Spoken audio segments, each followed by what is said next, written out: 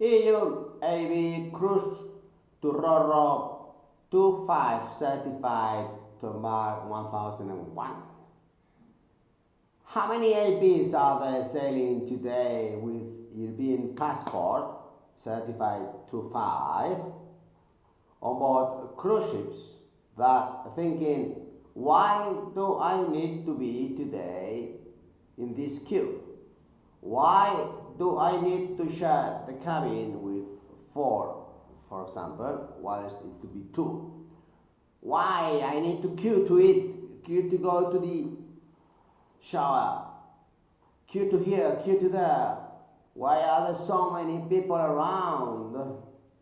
Why don't I find a Roro that I can really share with 20 excellent professionals between Barcelona, Valencia and Italy, Mediterranean waters, tranquil, nice weather, state-of-the-art Roros, 67,000, deadweight, Italian flag, 2,850 euro net, and then social security and all that, Italian 4 months on board. Why do I need to be like really surrounded by people? And why don't I change my life? Well, if you are one of those, apply in Candina now, Chris Spector link, very urgent. You don't need to have English. You need to have a little Italian, please. Apply urgently. Molto grazie.